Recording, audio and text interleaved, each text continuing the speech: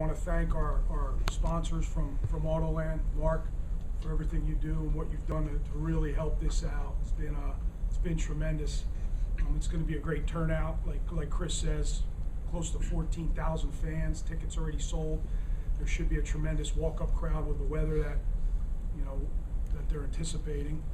But who knows with the weather, right? As long as there's no precipitation, we're ready to wrestle, and I'm sure those guys are as well.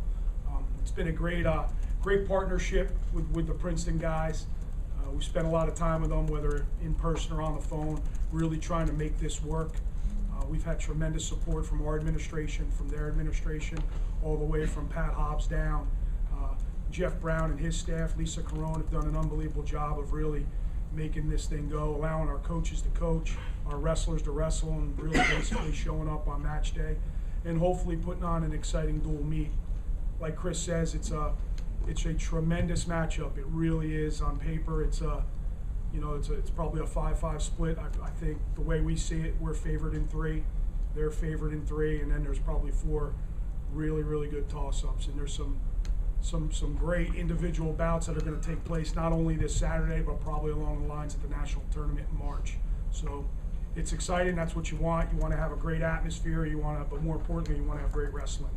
And we're hoping. And I know these guys to my left are excited to wrestle extremely hard, as I know, Jordan and Brett are going to do the same over there. So that being said, I guess we'll open it up. Are you as obsessive about the weather? I know weathermen are as accurate as sports writers, but when you see the forecast, it looks pretty good. We've had our eye on it quite a bit, and we've even had some contingency plans along the way. Last weekend we started talking about bringing in tents, and we really want to wrestle this thing outside. But again, the fans. It's important for the fans to be able to see the mat.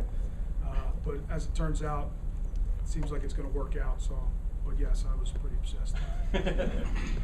Coach, I guess this is for you and the guys. What's it been like training for this? Has there been any special, things you've been doing? Nothing's really different than any other year. For me, it's training to be a national champ at the end of the year. But this is a really exciting event. None of us on our team has ever been able to wrestle in front of this many people at one time and outside in a football stadium. So it's just really exciting. It makes it a lot easier to train for, a lot easier to get up for, and everyone's really excited to be a part of it. Has there been any outdoor training though? We've had a couple outdoor practices to prepare for it. Fridays, traditionally, since I've been here for 10 years, we train in the football stadium. I think 3 weeks ago it was 38 degrees on a Friday morning, and our shirts came off and we started wrestling to prepare for that cold, but there was no sun out at 7 a.m., so it's going to be nicer than what it was, 38 degrees. But honestly, and I've never done this. But I would like to think when the lights come on and 2 guys put their foot on the line, it's going to be about, forget the weather and what it feels like, it's going to be about trying to score points and winning matches and ultimately getting your hand raised. So I don't think these wrestlers, that's even going to come into play. That's just the way I see it. For both coaches, is this kind of the way, I know Iowa did one last year, is this kind of something that's becoming a trend in wrestling, and even beyond outdoor rec matches and football stadiums, do you have to kind of stay on the cutting edge and do stuff in a sport where it's kind of like on the fringe between you may got popular?